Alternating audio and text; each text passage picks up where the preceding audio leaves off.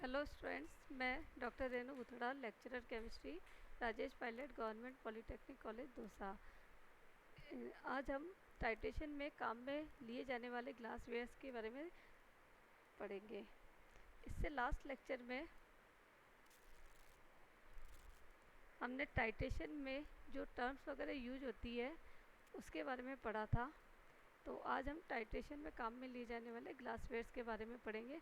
सबसे जो main glasswares है ब्यूरेट, पिपेट, कॉनिकल फ्लास्क आदि होते हैं। ब्यूरेट सबसे फर्स्ट हम पढ़ रहे हैं। ब्यूरेट ब्यूरेट एक कांच की बनी अंशांकित लंबी बेलनाकार नली होती है जिसका नीचे का सिरा नुकीला होता है और इसमें एक कांच की टोटी लगी होती है। उस टोटी और या तो टोटी लगी हो सकती है या उस रबड़ की नली लगी होती है, उस पर पिंच क्लिप लगी होती है जिसके द्वारा उनको कि मतलब ब्यूरेट को खोला जा सकता है या बंद किया जा सकता है। सामान्यतः जो ब्यूरेट होती है वो 50 ml वाली यूज की जाती है। तो इसमें 0 से लेके 50 ml तक की मार्किंग होती है, क्योंकि 1-1 ml के बराबर होती है। जो बड़ा भाग होता है वो 1-1 ml होता है और हर एक बड़े भाग के बीच में 10 लाइनें होती है जो कि 0.1 ml को शो करती है।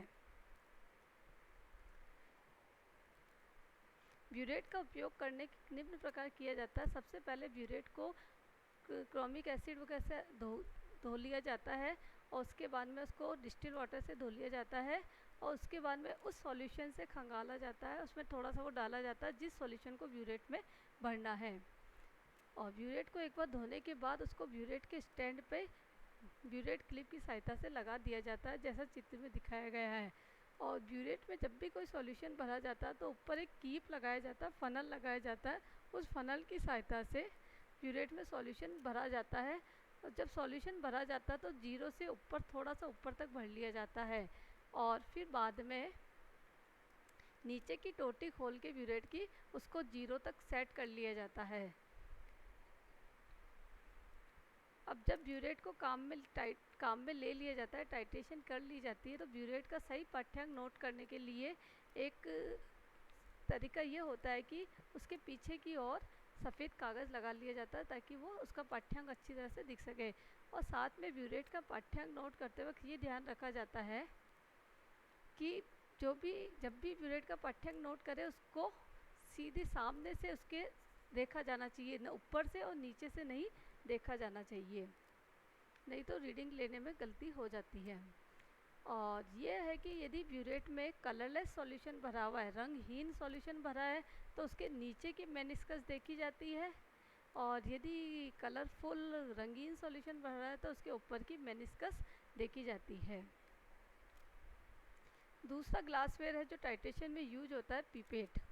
पिपेट भी कांच का बना उपकरण होता है जिसमें बीच में बल्ब होता है।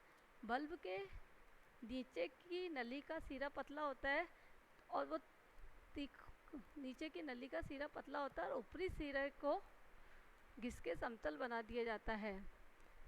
जो बल्ब के ऊपर वाली जो नली होती है वहाँ वहाँ एक वृत्ताकार चिन्ह होता है। तो पिपेट का जब भी यूज़ करते हैं तो द्रव को, सॉल्यूशन को उसी चिन्ह तक भरा जाता है।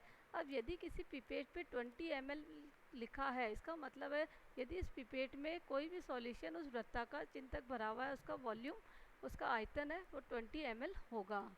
तो पिपेट तो कई आयतन की आती है। जनरली जो लैब में यूज होती है 10 ml पिपेट या 20 ml पिपेट यूज होती है। इसको यूज कैसे लिया जाए, पिपेट का यूज कैसे किया जाए, उसको एक चित्र में बता रखा है।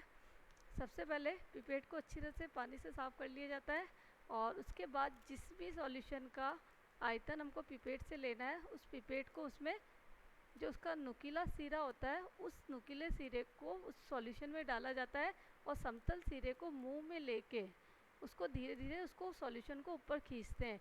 खींचते वक्त बिल्कुल सावधानी रखनी है क्योंकि थोड़ा सा तेज़ खींचते ही सॉल्यूशन मुंह में जा सकता है।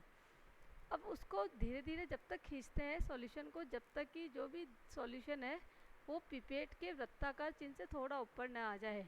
जैसे वो थोड़ा सा ऊपर आता है उसके बाद पिपेट को मुंह से निकाल के अंगुली से उसका ऊपर का मुंह, पिपेट का मुंह बंद कर देते हैं। तो अंगुली से बंद करने पे सॉल्यूशन जहाँ पे है वहीं पे रुक जाएगा, वो नीचे नहीं जाएगा। फिर वृत्ताकार चिन्ह से यदि ऊपर है सॉल्यूशन तो उसको वृत्ताकार चिन्ह तक लाना पड़ता है, तो उसके लिए थोड़ा थोड़ा करके उसका सॉल्यूशन बाहर निकालना होगा। इसके लिए अंगुली को थोड़ा थोड़ा सा ढीला करते हैं, जिससे कि थोड़ा थोड़ा करके सॉल्यूशन बाहर निकल जाता है। और जैसे वृत्ताकार चिन्ह तक वो सॉल्यूशन आ जाए तो उसको वापस अंगुली से अच्छी तरह से टाइट बंद कर देते हैं, जिससे विलयन बाहर न निकल सके। अब पिपेट के नीचे, जब पिपेट के निचले सिरे को साफ कॉनिकल फ्लास्क में रखकर ऊपरी सिरे से अंगुली हटा लेते हैं, ताकि सारा सॉल्यूशन पिपेट से बाहर आ जाता है और कॉनिकल में आ जाता है।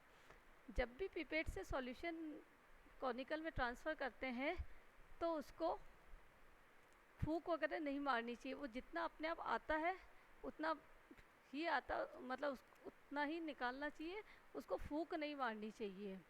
तो इस प्रकार पिपेट को यूज किया जाता है। थर्ड जो ग्लासवेयर है जो टाइटेशन में यूज होता है, कॉनिकल फ्लास्क। कॉनिकल फ्लास्क इस प्रकार का होता है कि नीचे से चौड़ा होता है और ऊपर का भाग पतला होता है।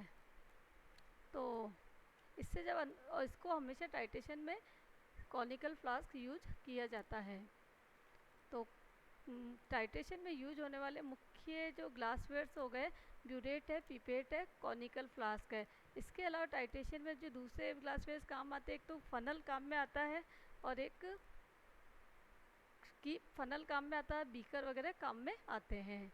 तो आज हमने टाइटेशन में प्रयुक्त ग्लासवेयर्स के बारे में जाना। तो आज के लिए बस इतना ही। Thank you.